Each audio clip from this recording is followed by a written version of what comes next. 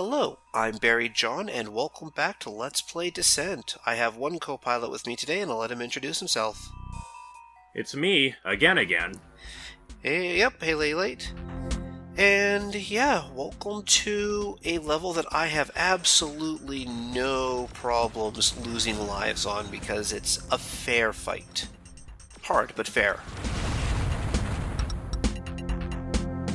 So I was reading the mission briefing, and apparently this is the Nereid heavy volatile mine, is that right? Yes. So, what's a heavy volatile exactly? Is that like a heavy gas or something?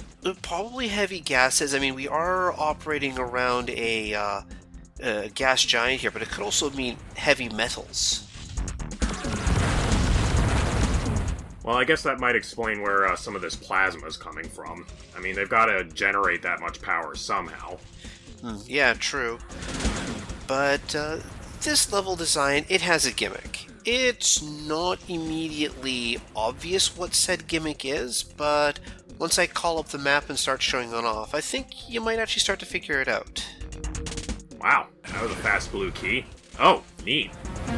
And I think we got ourselves a ambush here. Wow, spread cannon, you're really going all out now. Yeah. I figure I might as well use the spread cannon at one point, but that's kind of it for this game. It doesn't really do much.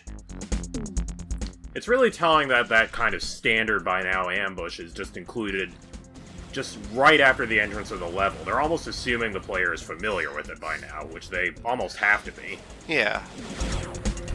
And some long-range sniping from well outside of retaliation range. You know, I do like the damage that the plasma gun throws out, but the more I play, the more I'm like, yeah, I really prefer the spread and energy efficiency of the quad lasers. It's just so much better.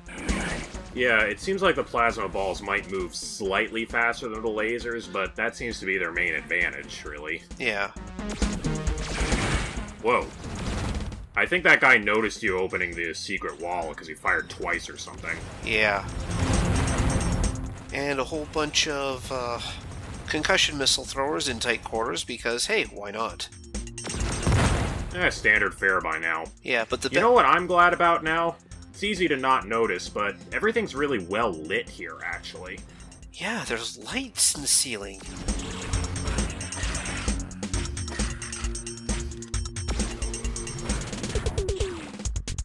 But that was the real reason for this room. I mean, all those little hidden passages. This seems like a level where you can, there's multiple routes. You can pick whatever way you want to go, almost. It is. I mean, you're still checkpointed by the keys, but you can really go left, go right, and you'll, go up, go down, because there's a hole in the wall here, or in the oh, crap. Oh, of course. Of course. Yeah. Blind corner is still your number one enemy in this game.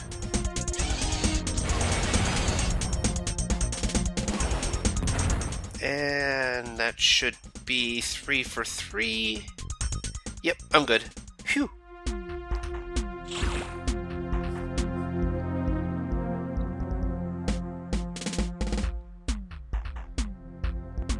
Have you figured out the gimmick of the level yet? Is it having multiple different colors of walls so you can actually see where you're going? No, but actually that's an interesting guess. No. This level is concentric rings. Oh, okay. So we're currently in the outer ring. The yellow key is basically the second ring, and the red key gets us into the intersection of the level. Oh, so that means that you could go the short way or the long way. Oh. Looks like you went in a little too far there that time. Yep, but, that's why you leave power-ups behind. So I noticed you skipped over an invulnerability power-up this time around. Do you have anything particular planned for that one, or...? Not really. I mean, yeah, it's the invulnerability power-up, but I've also got to... I know there's more dangerous things in the future, and I get the feeling that that invulnerability power-up is more a gimme for the player. That, they can turn around and go, oh yeah, you know what, this is a difficult run to getting to where I need to get my gear back, so I'll grab the invulnerability power-up to survive long enough to get my gear back. Oh, so that's why it's so close to the start then. Okay. I mean, that's the interesting thing about this game, is that the design decisions don't always really jump out at you. They're always really subtle. But sometimes, if you really think about it, there is a reason why things are placed where they are. I mean, sometimes it's a case of, yep, you're on this path, so here's a spare, here's a spare laser beam, which I just grabbed. Or here's a spare smart missile. Yeah. And sometimes, the ambush just doesn't happen.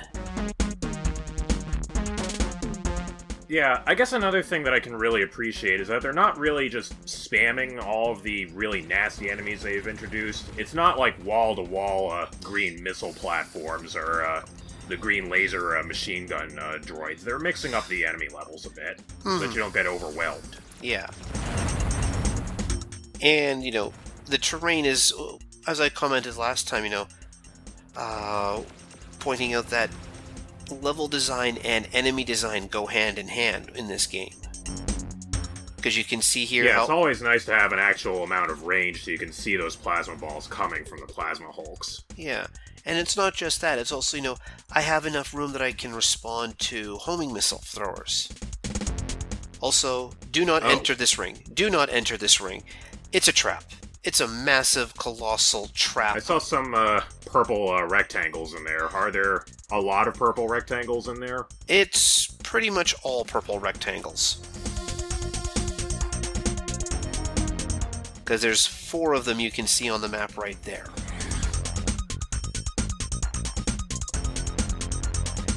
I mean, you can go into that inner ring there if you want, but honestly, it's a trap. Doing my best Admiral Akbar impression. Yeah, it's interesting because, as I pointed out earlier, actually, the rest of the level is well lit, but that's one area where it's not, so it almost makes you feel like you need to be more cautious. Yep. Fusion Hulk. Oh. Yeah, actually, was one of those in the last level, actually? Yep. But I was debating there for a second, just trading fusion shots with it, but the level architecture really doesn't allow the big plasma balls to hit. Yeah, I guess they'd probably be more of a threat in a wide open area. Oh yeah. And here you can see part of the threat for that inner ring, 2 homing guys, multiple enemy spawners, and they triggered.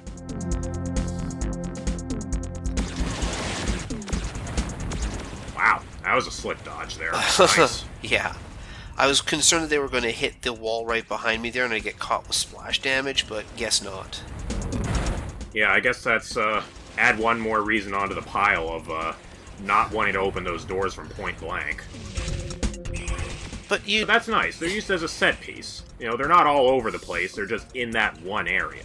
I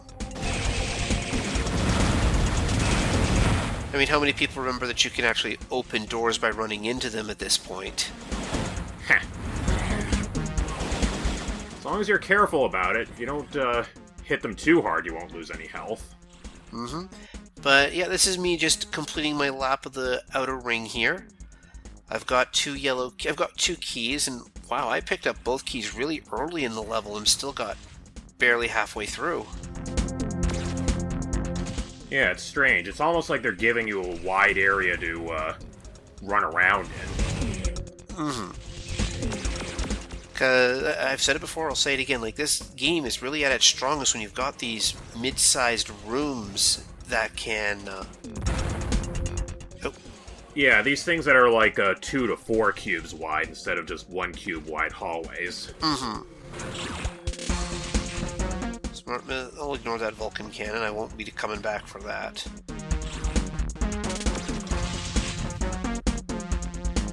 And always checking on the map, because despite the layout of the level, it's actually it can still be pretty confusing when I decide I need to make a long run to somewhere and figuring out the best path.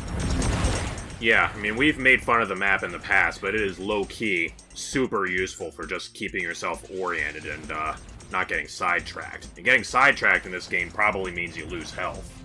Yeah, because you run into enemies you weren't expecting, or... Oof. Yeah.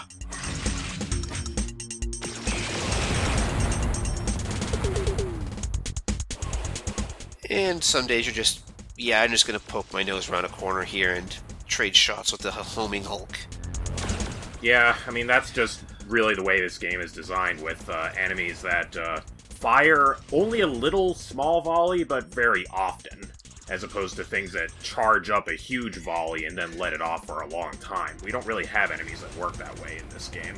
No, and in a way it's sort of fair that way, because your output tends to be very constant over time. So having the enemy spike on occasion basically lets you dance. If that makes any sense. Yeah, I guess it's easier to understand what they're about to do because you don't need visual indicators of how close this enemy is to firing. You can just always assume that they are firing if they can see you and they're facing you. Yeah. And got the red key, so it's almost time to start coming into the next layer here. Well, there's the hostages, but, I don't know. Some more of those blind corners. Whoa. Yeah. Honestly, guys, I did not see that one coming. I knew there are enemies around here. I was just a case of, yeah, better hold off on things here. You just gotta get the lay of the land. Although, to be fair, like, this whole corner checking thing... Whoa.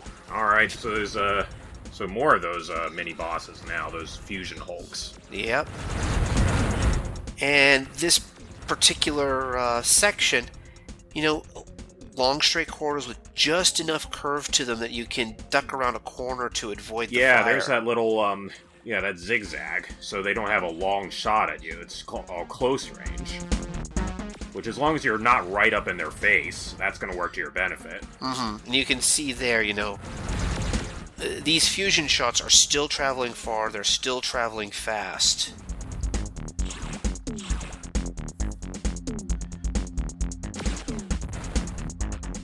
And me realizing, wait a second, I don't normally enter this little section from this side here. I'm almost lost. Because I usually come at this area from the far side. Well, that means there's replayability to the level then. It's still fun after all this time. Yeah. There's so many multiple ways to get around. It's not like generic corridor shooter number 7018. Yeah, it's almost like this game is telling you to improvise. True. Also, two cloaked drillers. Yeah, that was probably worth it. I'm just gonna have to take your word for that one. Well, one of them dropped a cloaking device, so I hope my word is good.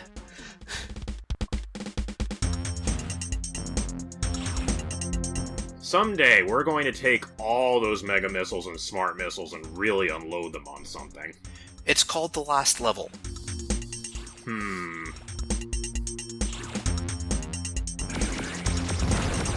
But you've mentioned before, like, how the game gives you the tools. Well, there's a spare mega missile just for dealing with those enemies. Like if you got blown up in the last mine and you entered this one with a fresh start, this level is guaranteeing, well, I should say guaranteeing, if you happen to spot that particular secret area. But, if you know about it, then you will always have it. True. But don't forget, like, this game also puts fusion weapons in almost plain sight. It's true. So you will have the fusion cannon. Yeah. And the lasers are always around. Like, during that first energy corridor we encountered, there was a quad laser and a laser power-up right there. Wow, that guy is dodging a ton of your shots. Yeah. Jeez. So here... You don't see it that often because there's not enough space for him to move in, but that guy had the full range of circle strafing almost. Yep. this little core section here, oh, spare mega missile, this little core section here, do not go all the way up to the top if you can avoid it. It's a trap.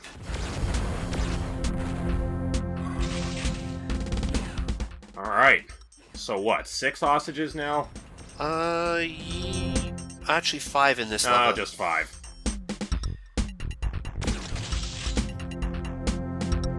Alright, exit is up there. Cloaking device I left back this way because I'm going to need it.